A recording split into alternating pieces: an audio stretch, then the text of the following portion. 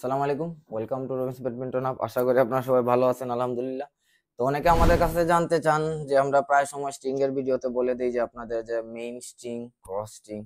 তো অনেকে এটা বুঝেন না, আবার অনেকে জানতে চান যে জিনিসটা আসলে কি। তো ভাবলাম ছোট্ট করে একটা ভিডিও করে আপনাদের বুঝাই দিই। মেইন স্ট্রিংটা হইলো যে আমরা র্যাকেটটা ধরেন এই তো সোজা আছে না, তো ধরেন এই যে লম্বা যে স্ট্রিং গুলো আছে, যে স্ট্রিংটা আমি অলরেডি কমপ্লিট করে ফেলছি, এই লম্বা স্ট্রিং গুলা হচ্ছে এটারে বলা হয় মেইন স্ট্রিং। আর সাইডের যেগুলো আমরা স্ট্রিং টানাই, প্রথমে তো মেইন স্ট্রিং টানাইলেন আপনি লম্বা করে, এরপরে আপনি সাইডের স্ট্রিং গুলা টানাইলেন, তো সাইডের স্ট্রিং গুলারে বলে ক্রস স্ট্রিং। এটা ওই ধরেন টেক্সট বুক নেম বা ওরা নর্মালি ওই বাইরের দেশের ওরা এটা এই জিনিসটার এইভাবেই সম্বোধন করে। তো আপনি চাইলে যে কোনো নামে রাখতে পারেন, আপনার যেভাবে মানে কমফোর্টেবল ফিল করেন। আর আমরা যেহেতু ওইভাবে শিখছি, ওই কারণে আমাদের মনে করেন যে প্রায় সময় এইটাই চলে আসে, মেইন স্ট্রিং আর ক্রস স্ট্রিং। আর আরেকটা জিনিস আপনারা জানতে চান যে মেইন স্ট্রিং, এই যে মেইন স্ট্রিং আছে, এই মেইন স্ট্রিংটা আমরা ধরেন এই র্যাকেটে, বর্তমানে এই র্যাকেটে আমরা মেইন স্ট্রিংটা দিছি 25 আর ক্রস দিতেছি আমরা 26। তো এখানে এক ক্রস আমরা বেশি দিতেছি এই কারণে যেন র্যাকেটের ফ্রেমটা স্ট্রাকচার নষ্ট না হয়, র্যাকেটের টেম্পারটা বেশি দিন থাকে, প্লাস স্ট্রিং থেকে যেন আপনি ভালো ফিডব্যাকটা পান, এই কারণে। এখন অনেকে বলতে পারেন যে যদি আমি মেইন স্ট্রিং 25 দেই আর ক্রস 24 দেই, মানে ক্রস কম দেই, সেই ক্ষেত্রে কি হবে?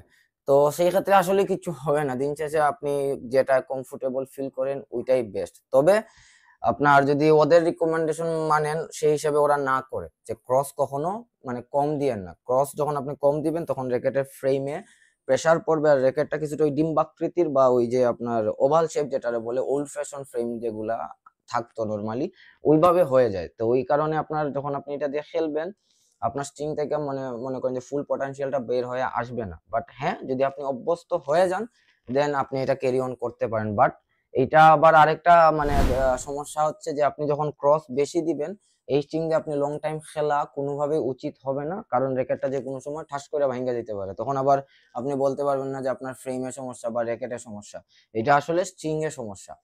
তো ক্রস যখন আপনি বেশি দিবেন, তখন আপনার এটা মাথায় রাখতে হবে যে আমি এটাতে বেশি খেলতে পারবো না। 2টা 4টা টুর্নামেন্ট খেলবেন, সরি 2-4টা ম্যাচ খেলবেন, পরে এটা আপনি কেটে ফেলে দিবেন ওইটা। বাট এটা আমাদের কন্ডিশনে যাওয়াটা আমি রেকমেন্ড করব না, যে এরকম দরকারই নাই।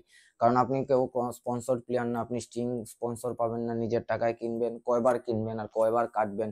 আর যখন আপনি ক্রস বেশি দিবেন, আপনার প্র্যাকটিসটাও করতে হবে ক্রস বেশি দিয়ে।